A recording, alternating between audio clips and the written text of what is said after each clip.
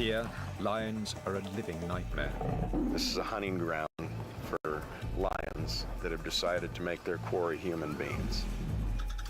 In many parts of Tanzania, lions have undergone a disturbing change in behavior that has caused a fourfold increase in lion attacks on humans.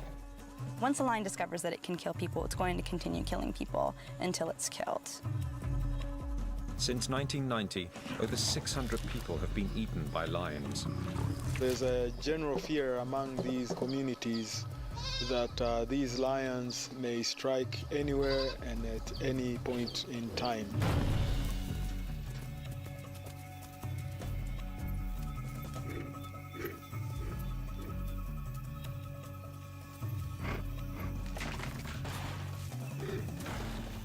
So what we're seeing here is really different than most of what you hear from anywhere else in Africa.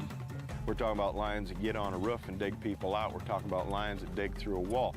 We're not talking about just a regular old lion out there in the plains. Are lions now turning into serial killers? What has happened in Tanzania to upset the balance and spark such a violent increase in human bloodshed?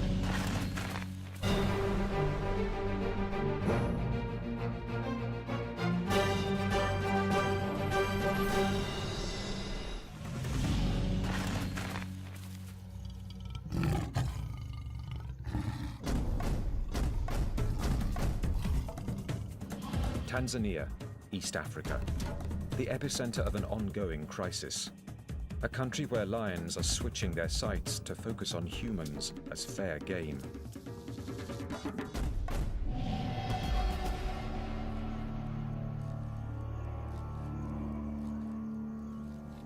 On April 10th, 2008, Musafizi Shabami, a young builder, was cycling with an older friend called Muna.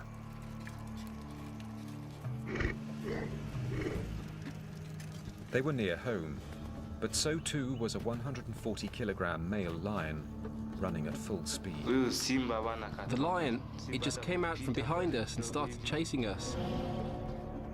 Within seconds, the lion was in striking distance of the cyclist. I was very scared. I was trembling so much I thought I was going to faint. He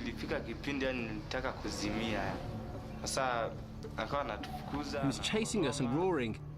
And that's when my friend fell off his bike.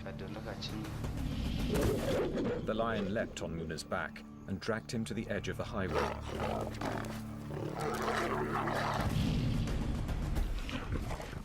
Standing on the roadside, Musafizi witnessed Muna being mauled by the lion. At this point I ran. I felt like I'd lost my mind.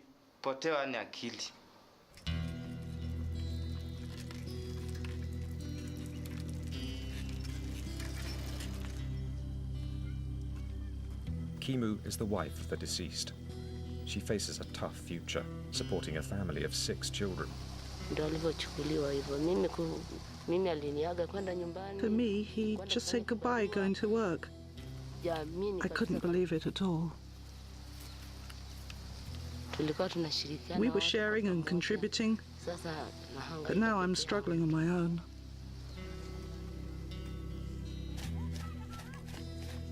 Kimu's husband is just one of over 900 victims of lion attacks in Tanzania since 1990.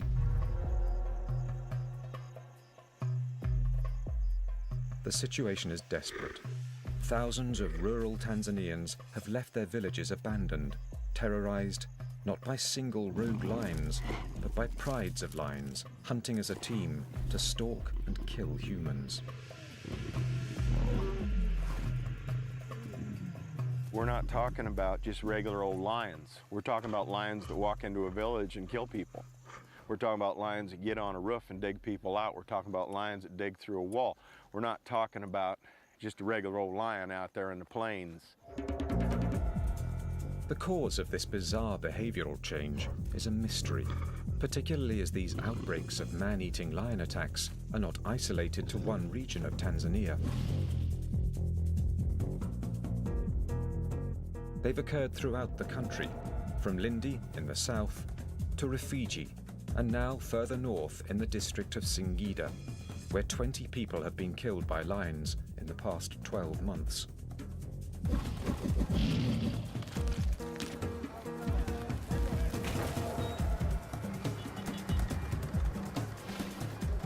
So critical is the situation, the Tanzanian government has called in the services of a big cat specialist from the United States, named Darren Simpson.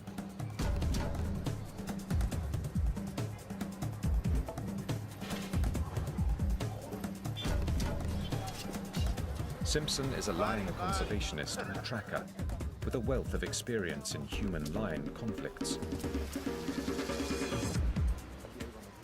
Because lions are a protected species, he will be working with a team of government rangers to track down and kill the man-eating lions that are terrorizing the region.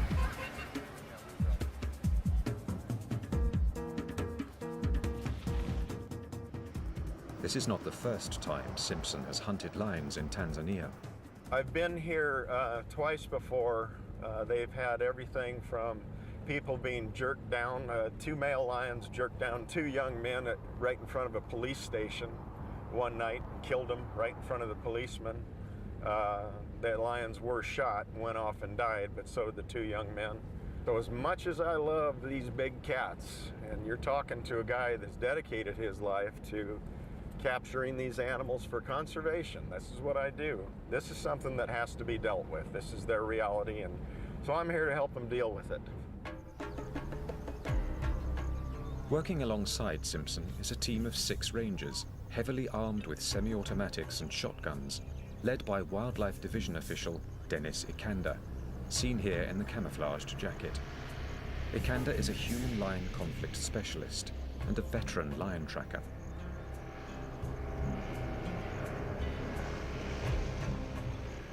The week before Simpson's arrival, his team shot and killed one of the target animals, but 2 man-eating lions remain at large. Although we have experienced some level of success by killing one of the man-eaters, but we still have 2 more to go. And worst of all, we have a male lion on the loose, and they usually become a lot worse when their partners are killed. Simpson and Ikanda receive a tip-off from a local herdsman. The lions have been spotted leaving the half-eaten corpse of a donkey.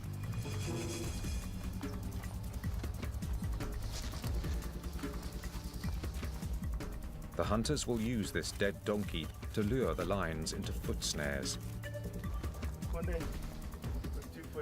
Since lions are notoriously possessive of their kills, it's possible they'll return tonight for another meal and step right into Simpson's traps.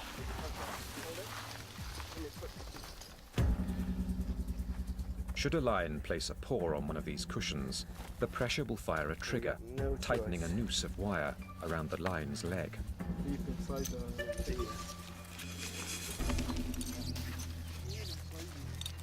This snare has been designed to anchor a 200-kilo male lion to the ground.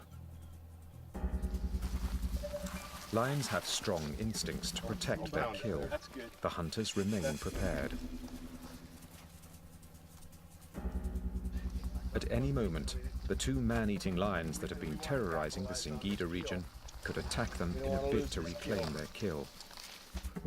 These lions have already proven that they are not afraid to ambush human beings. They have adapted to attacking and eating human beings, so they actively seek human beings as prey, and they do it very well. They have studied the environment, they've studied the community, and they pretty much, I would say, know there's a hunting team pursuing them. We want to make them go straight through here. Okay, we're going. The hunters are as vulnerable to attack from Singida's man-eaters as anyone else in the region. Their only protection is the dying daylight.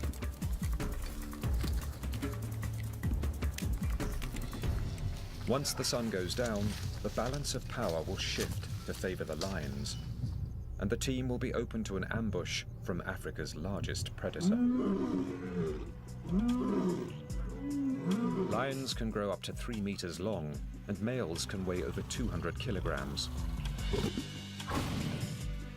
Their speed, strength, weaponry, and cunning make them one of the animal kingdom's most formidable terrestrial predators.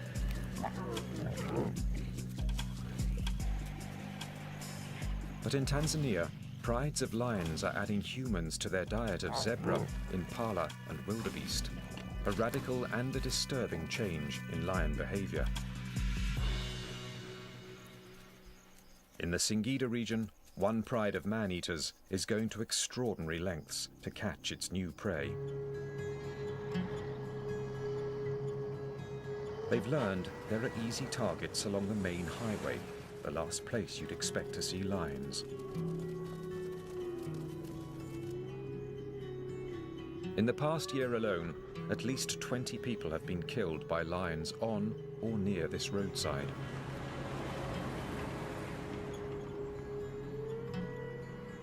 This road is now known as the Highway of Death. It's a paved two-lane road, main artery, through little tiny communities full of dwellings, an area where children walk to school every day.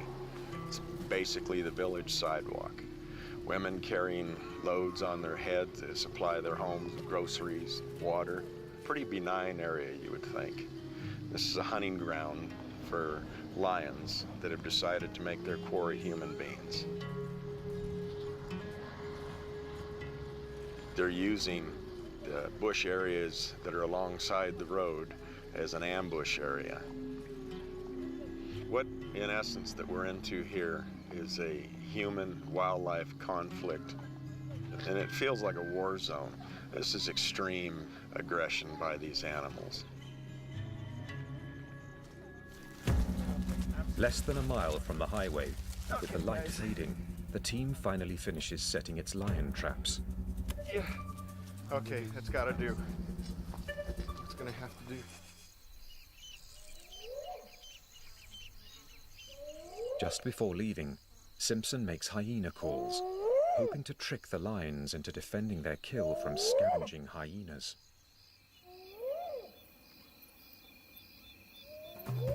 Now the team must wait until dawn to see if they can catch a man-eating lion.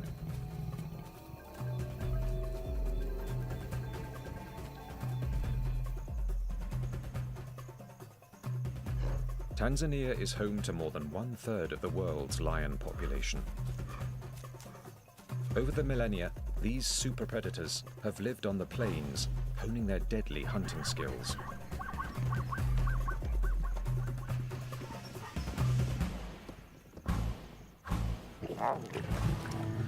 But in Tanzania, lions are switching their sights to hunting humans.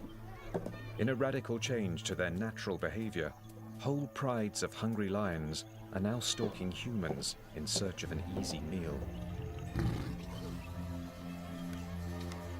One thing we're seeing here is lions that are bold enough to walk straight into villages and take people from right near their homes when there might be a number of people right near them.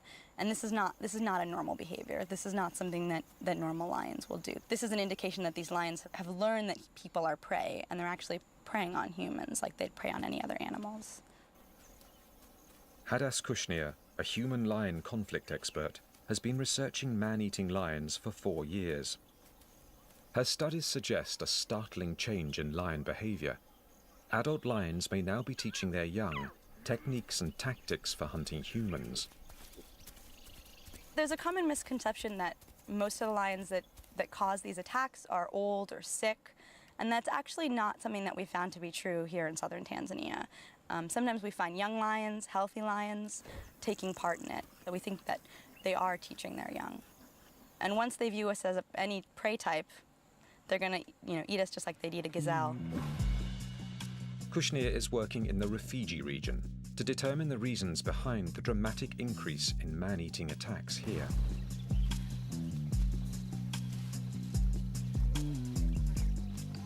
She's learning that the lions of this area are continually adapting their methods to increase their proficiency at hunting humans.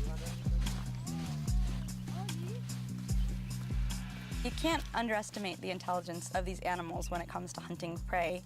They study their prey. They learn their prey's movements and their prey's behavior, and they'll adapt to how their prey is changing. This was particularly evident along the banks of the Rufiji River, used by the farming community in their daily routines. The way the villages in Rufiji are set up in this one area is that villages are on the north side of the river and agricultural fields are to the south. When the outbreak in 2002 started, early on most of the attacks were on the other side of the river, on the south side, and they were at night. But people started getting fearful. They started coming home earlier in the day, and the attacks started happening earlier in the day. And eventually, people stopped going to their agricultural fields altogether, moved back to the villages, and the lion actually swam across the river and started preying on people on the north side of the river. So they're able to adapt, they're able to learn. And it's terrifying because it's not just a chance event that you might get caught by a lion. There's a lion out there stalking you, actually looking for you to eat. In the Rufiji River region of southern Tanzania, the locals blamed the deaths of 40 people on a single serial killing lion they named Osama, after the world's most wanted terrorist.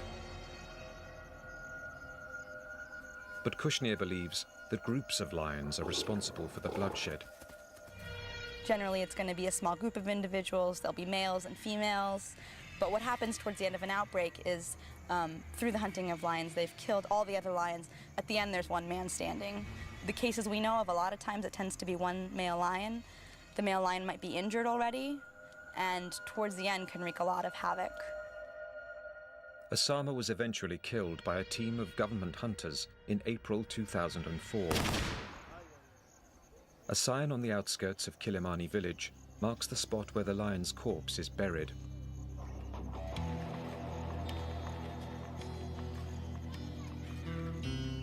Abdallah Chembele is a victim of the outbreak of man-eating that has plagued the Rufiji region.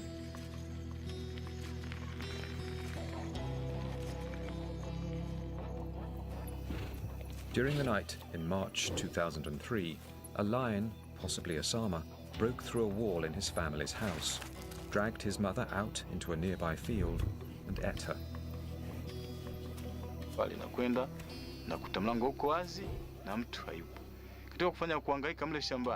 When I went home, I found the door was wide open and there was no one. When I went looking, I could see there were some marks on the ground, like someone's elbow. When I investigated further, I found her clothes and then blood.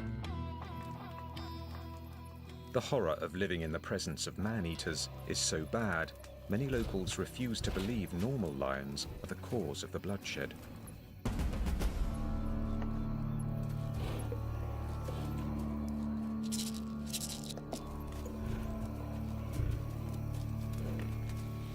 Instead, they imagine these killings are the work of spirit lions, supernatural demons summoned up by enemy bush doctors and sent to destroy their foes.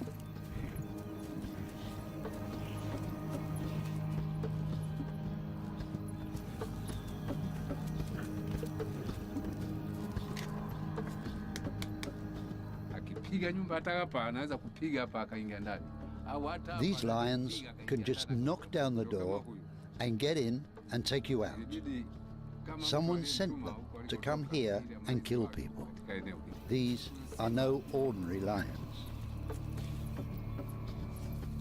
Hadas Kushnir knows about the traditional belief in spirit lions. She presumes that these supernatural explanations help people to deal psychologically with the horror of the situation. I look at them as coping mechanisms. If I had to live in a place where there were lions all the time, you know, the only way you could sort of settle that with yourself and feel better is to convince yourself that a normal lion is not with the risk. The risk is actually some sort of spirit lion. And so a lot of people have the belief that spirit lions are sent to kill specific people. Normal lions don't kill. And that's one of the ways I think they deal with living with the fear of lions, is if you believe that a normal lion won't hurt you and it has to be a lion specifically sent to kill you, it's sort of much easier to go about your daily life. But for Darren Simpson, the explanation for man-eating lion attacks does not lie in the supernatural. The culprits are real lions, pure and simple. They are what they are. They're a lion. They're a force you have to deal with when you live around them. They're not evil. They're not spirit lions. They're not things that are sent to avenge the the sins of others. They're simply a very incredible, formidable animal. That's what they are, and they are a wonder. But unfortunately, in this sort of scenario here, they just can't coexist with people when they begin to eat them on a regular basis.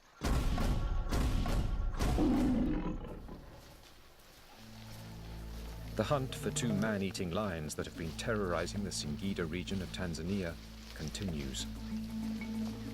The tracking team are revisiting the traps they set the previous night around the carcass of a donkey recently killed by these lions.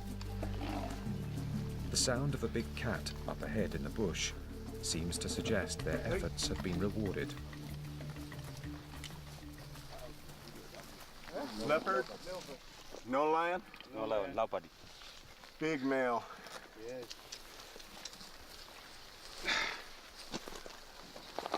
The Tanzanian government has ordered the hunters to shoot and kill any potential man-eater captured in the vicinity.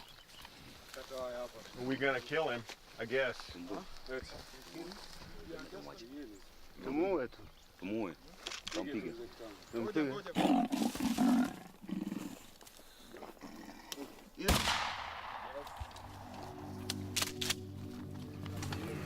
One of the disadvantages of foot snare traps is the possibility of capturing non-target carnivores. But leopards have been known to kill humans, and releasing a large predator at this sensitive time is unthinkable. You don't have option B, you know, you have to do this. It's not like we can sit down and interview them when 15 people have been killed. You know, we have to put human welfare here first. As much as people would like to think there's a possible alternative, they're not living here. They're not having their kids get killed and their mother get killed and their father get dug out of a house by a large predator. So leopards are culprits in this area as well, and they're on the list. So that's why we're doing what we're doing.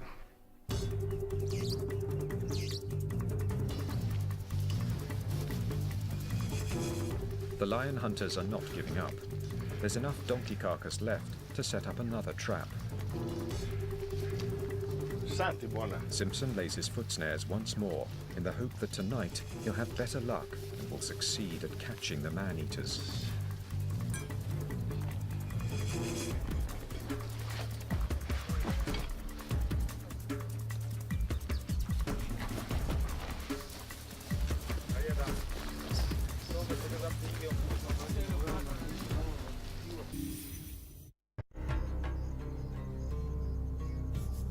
One explanation for the surge in human-lion conflict in Tanzania is that the natural prey of lions, like impala, zebra and kudu, has become severely depleted due to poaching and increased habitat destruction. Lions simply have no choice but to go in search of alternative prey. As lions seek out new habitat, obviously they want to go into habitat that doesn't have the presence of other dominant lions, and they want to have the presence of prey. When there is no prey and the prey's hunted out, you have substitute prey, like what's behind me right here. Livestock become the first conflict. As a consequence of preying on livestock, lions inevitably come into contact with people and discover they too are easy targets. Human beings are like little pink balloons to these very formidable predators.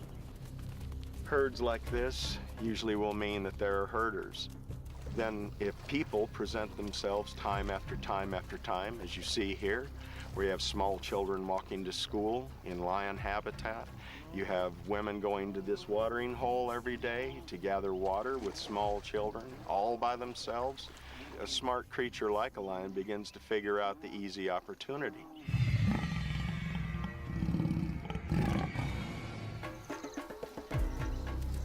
In the Rufiji region, Hadas Kushnir attempts to find further explanations as to why the rate of man-eating lion fatalities has quadrupled since 1990. She's discovered a pattern in the statistics that leads her to believe it's the people's methods of agriculture that make them vulnerable to attack. One of the places where people are most at risk is in their agricultural fields. Generally, the agricultural fields are pretty far from the village. They're isolated from each other, and there's a lot of bush surrounding it. So right there, you're at risk. One of the really important factors that we're finding are bush pigs as crop pests. Bush pigs are nocturnal crop pests, so they only come at night. And in order to protect your crops, you have to sleep at night in your agricultural fields and sometimes leave your hut in pitch darkness and make noise and try to scare these bush pigs away. Because there's not a lot of prey in the area, bush pigs are a really important prey source for lions in these districts. And so lions know where to find the bush pigs, and the bush pigs are found where the people are found. And so oftentimes you'll get sort of a collision between people and lions with bush pigs as the link. It was while defending their crops against marauding bush pigs that Asifo Mbwata's family was devastated by a lion attack. In the middle of the night, his father, mother, and 2 nephews were dragged out of their shelter and eaten.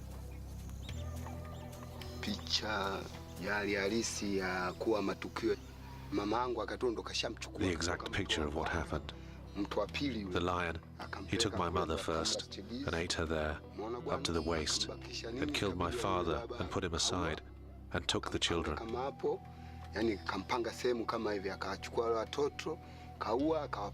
He arranged them almost next to each other, so that when my brother went to look for them there, he saw the children first and thought they were sleeping. But they had already gone.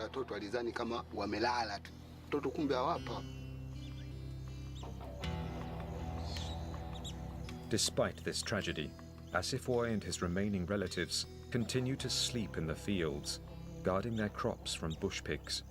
He says they have no choice.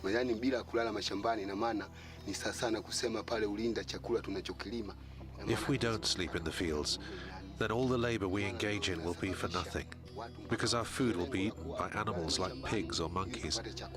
That's why people sleep in the fields, so that they can have something to eat. We know that the lion kills, but if you are spared, your children will get to eat.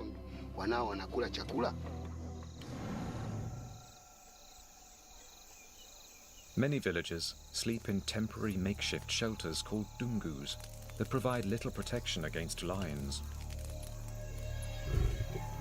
Because the Rufiji villagers have no option but to be out in the fields at night, Kushnir is trying to encourage them to be more proactive in defending themselves against attacking lions. What this family has done, which is really great, they've built a dungu that's reinforced and closed on the bottom. This here is quite strong, and over here they actually have bamboo poles. And what's really wonderful is that this is the area here which would normally be open, and the family would normally be cooking here at night, resting here at night, and what they've done is close it off so that if a lion is roaming, the lion won't be able to see them or get to them very easily. Unfortunately, not all houses are like this. There's a lot of makeshift huts out there that are constructed much more flimsy, lower to the ground, a lot of more sort of straw and palm, where lions can literally just jump in and take people from inside or even knock the structure down. The villages of the Rufiji region are learning to live with the man-eaters. But up in Singida, man-eating lions are a new menace. The local people are panicking, and their hopes lie with the government team.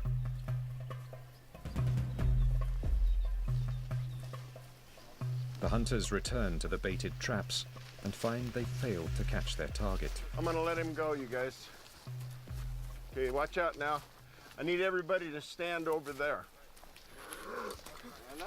Yesterday, they caught and killed a leopard. Now they face an enraged hyena.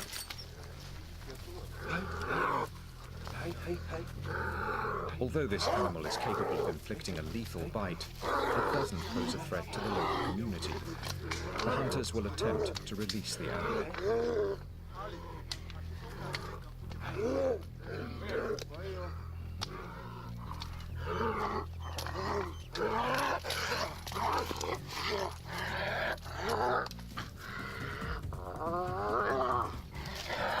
Simpson takes great pains to ensure this female spotted hyena doesn't sustain any injuries.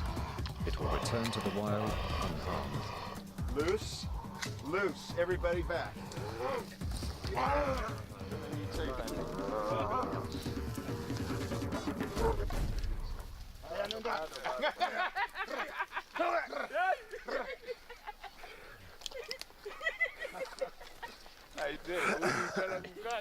It's real common to catch spotted hyenas when you're using baited sets like this. If you go over there and you look at what's left of that carcass, and the bone chips, shank bones, cannon bones, all those sort of things, they eat them like candy bar. That's how much jaw strength they have. So when they bite you, it's very serious. And they lock up like a bulldog. And so, yeah, that's what you got to be careful of. Having failed to catch the lions with the donkey carcass, the hunters are now employing a new strategy. That's it, baby. Talk it up. Live bait. The team has come to a watering hole where they know the lions regularly come to drink.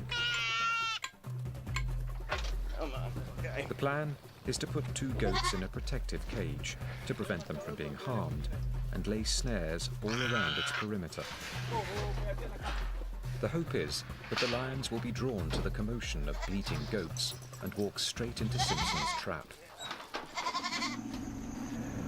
Leave no stone unturned, no holds barred, and you throw as much at them as you can. So this is a little unconventional, and hopefully this will work. These are desperate measures, but will the hunters finally manage to catch the man-eating lions believed to be responsible for killing 20 people in the past year? I really want this lion bad. I want him because of what he's doing for all parties concerned. I want him because he's starting to get real cagey on us, and it's a challenge. We'll admit that. I love catching animals that are really difficult to catch. Take great pride in that. But to catch this guy would be real special because it's going to mean a lot to a lot of people.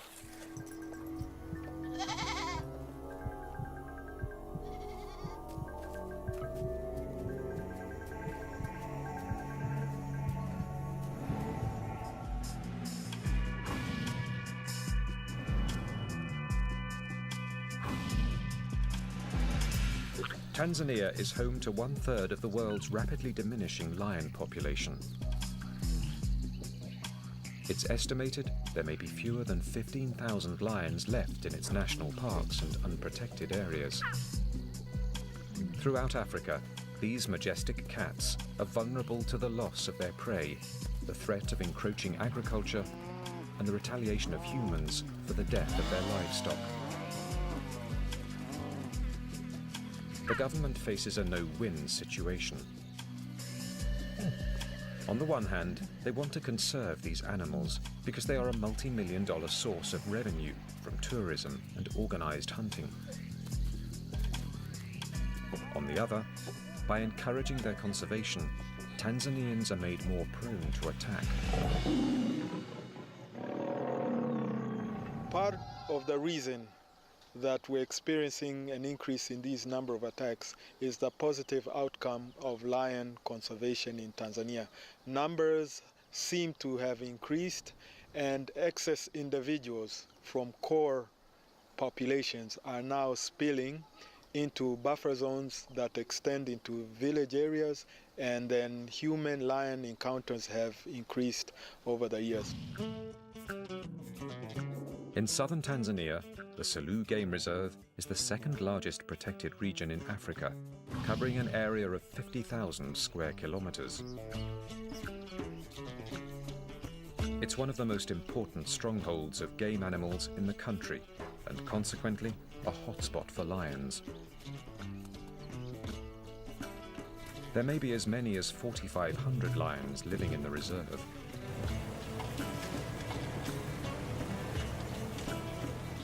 Biologist Henry Brink monitors the Selous lion population by using radio collars to track the size and extent of their range.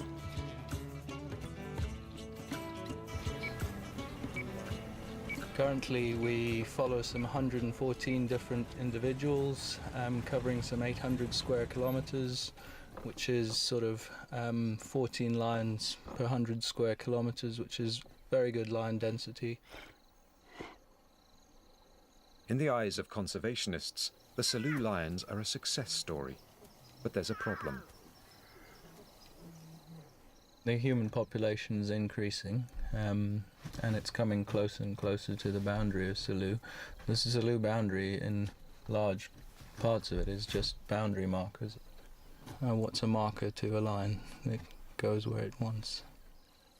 The lions of this park don't recognize park boundaries and are prone to leave its perimeter in search of prey. When this happens, they inevitably come into contact with people. Just recently there was on the 11th of June, a lion attacked a person just 500 meters or so from the Selous boundary in a sort of small open hut. It was like a nightmare. That's the way the people there described it. In that area there's no power, everything's dark, you go to sleep early, and then suddenly in the middle of the night they're attacked. It was very much like a nightmare.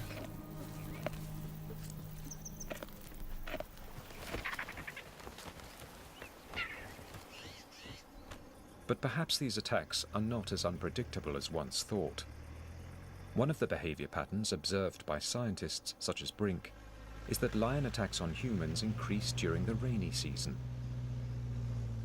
There is food here, there's enough food, but what happens is during the rainy season all the prey disperses from around waterholes and so on, and the lions have a much difficult time finding the food, and therefore they also disperse and start looking for food, and it's during the rainy season where you get this sort of spike in man-eating, because the lions are in some cases leaving the park and so on.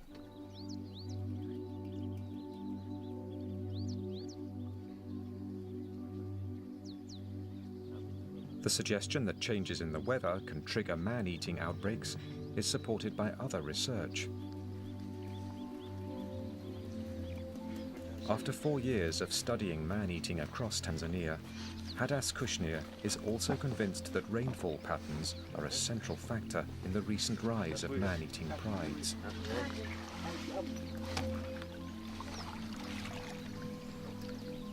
When rainfall increases, man-eating increases, and the effect can be felt right across the country.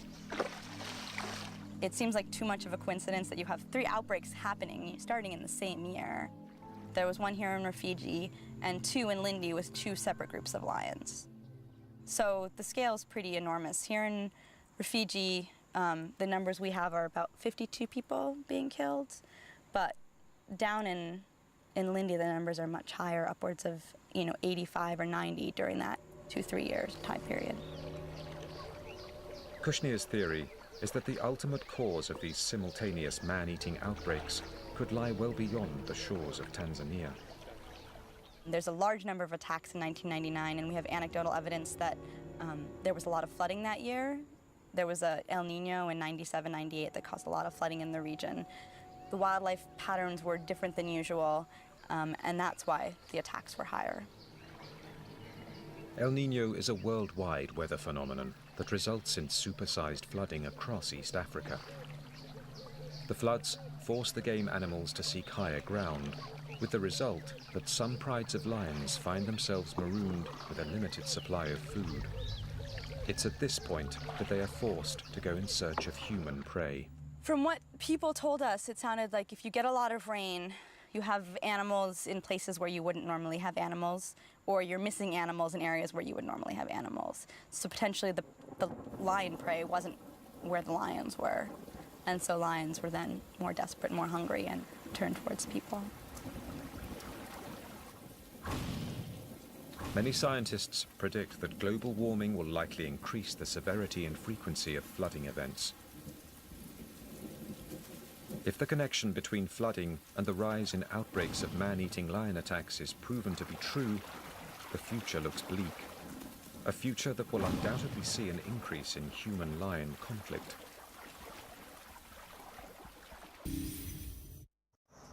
The hunt continues for the man-eating lions of the Singida region of Tanzania. where at least 20 people have been killed in the past year on or near the highway. The pressure mounts for the hunters to get results before more lives are lost to the lions.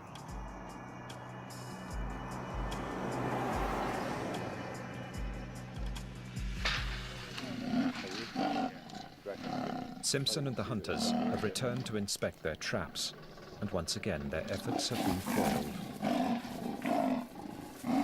They've snared a second leopard and have no option but to kill it.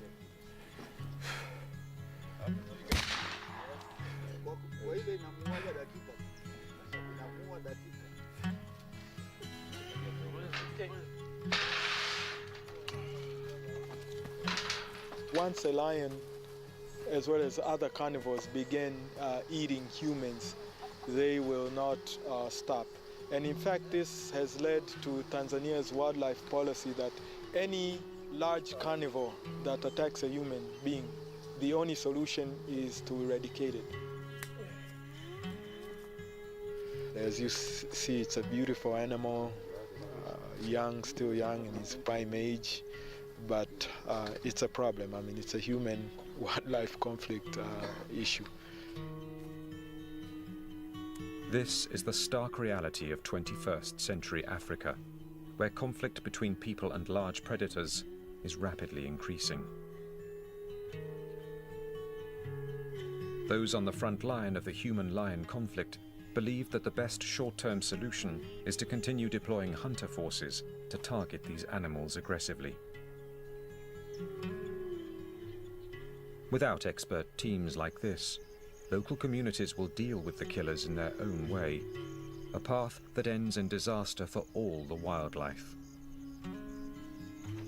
What you will cause is people to take it into their own hands and begin poison campaigns. And I'm here to tell you, I've been all over this continent and I've seen the results of poison campaigns, and it's ugly. And you will not just lose one or two problem lions, you'll lose all the lions. And that's what we're trying to actively prevent. Rural Africans face many challenges. When confronted with a new foe, a man-eating pride, many people here feel they have no option but to retaliate, and they do so with devastating effect. One of the most poignant stories to come out of this conflict is that of a herder whose wife was eaten by a lion. An individual who lost his wife decided to help the community out of desperation by lacing the remains of his wife's body after she was attacked by these man-eaters with rat poison. And the lion came and took the body, and after 2 days it was found dead. It's a graphic example of the lengths people will go to eliminate lions.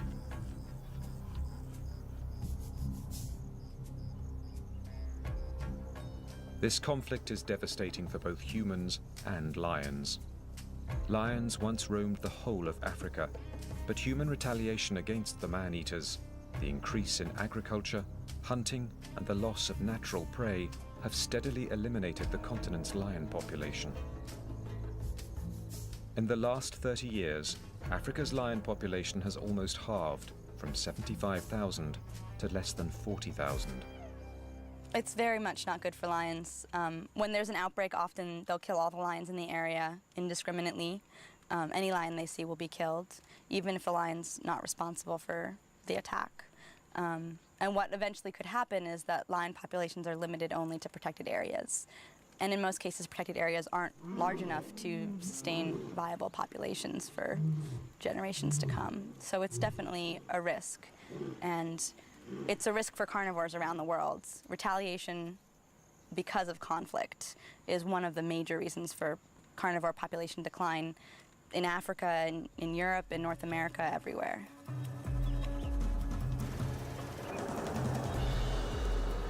Lion biologist Henry Brink also considers a future where lions may only be found in protected areas, separated from human habitation. Tanzania has gone exactly the right way. It's set aside some 30% of its land in some sort of protected conservation status, which is an awful lot of land if you compare it to other areas. So I think in Tanzania, for example, you will have a healthy lion population in the future. Whether they'll exist outside the sort of protected areas, let's say in 50 years' time, that's another matter. It's very difficult for large carnivores and humans to coexist. Darren Simpson, who continues on the hunt for the man-eaters of Singida, is pragmatic when questioned on whether humans and lions can coexist. Humans, he says, will always prevail. Animals always lose. Unfortunately, they're the ones that have to give. These cats no longer have a place in this particular ecosystem, and they have to be removed. That's reality. And as you remove habitat and you have more people, you're going to have more conflict. Out in this area where we are, we happen to have predators that are extremely formidable, and they aren't solitary, they run in prides. Unfortunately, outside conducive habitat, in an urban area, there is no conservation benefit to apex predators that are hunting regularly human beings. In the month after the film crew left Tanzania, 2 more people were killed by lions along the road the locals have named the Highway of Death. But finally, there's been a breakthrough. The male lion that had led a pride to kill at least 20 people in less than a year was caught in a village trap. A victory for the hunters that had spent the best part of 3 months tracking down the man-eating lions of the Singida region.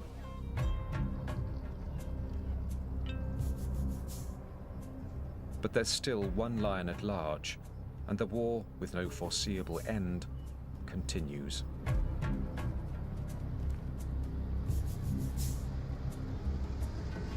Here, lions are a living nightmare. This is a hunting ground for lions that have decided to make their quarry human beings. In many parts of Tanzania, lions have undergone a disturbing change in behavior that has caused a 4-fold increase in lion attacks on humans. Once a lion discovers that it can kill people, it's going to continue killing people until it's killed. Since 1990, over 600 people have been eaten by lions. There's a general fear among these communities that these lions may strike anywhere and at any point in time.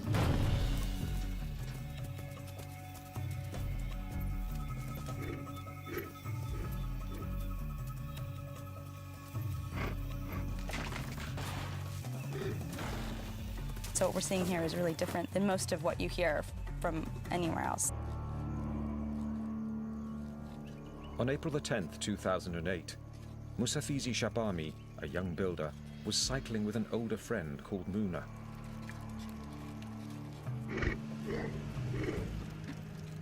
They were near home, but so too was a 140-kilogram male lion running at full speed. The lion, it just came out from behind us and started chasing us.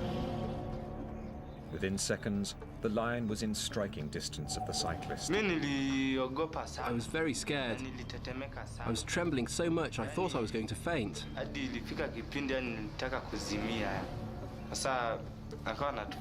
was chasing us and roaring. And that's when my friend fell off his bike. The lion leapt on Muna's back and dragged him to the edge of the highway. It's in Africa. We're talking about lions that get on a roof and dig people out. We're talking about lions that dig through a wall. We're not talking about just a regular old lion out there in the plains. Are lions now turning into serial killers? What has happened in Tanzania to upset the balance and spark such a violent increase in human bloodshed?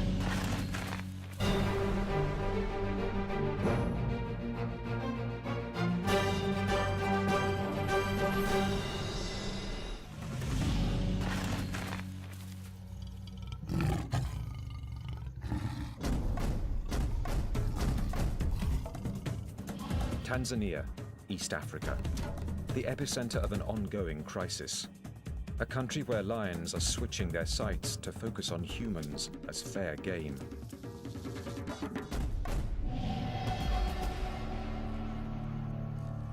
Of lion attacks in Tanzania since 1990.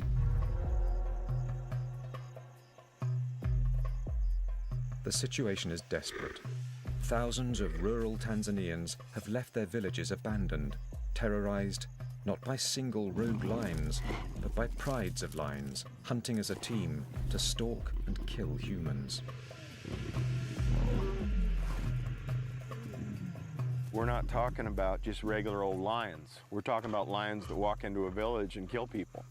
We're talking about lions that get on a roof and dig people out. We're talking about lions that dig through a wall. We're not talking about just a regular old lion out there in the plains. The cause of this bizarre behavioral change is a mystery, particularly as these outbreaks of man-eating lion attacks are not isolated to one region of Tanzania.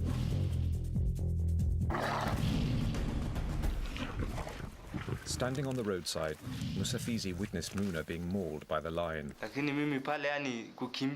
this point I ran. I felt like I'd lost my mind.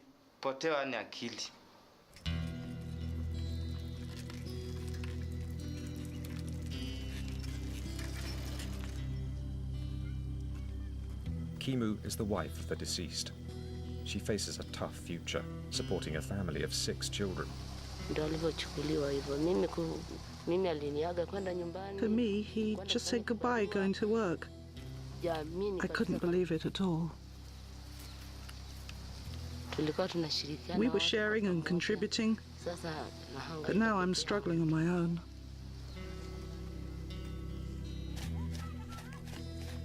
Kimu's husband is just one of over 900 victims